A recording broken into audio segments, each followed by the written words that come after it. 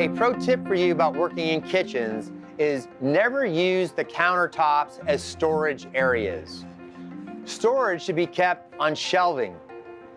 Food equipment, food prep, and the tools you need to prepare food can be kept on the counter. But counters are not designed to be storage areas.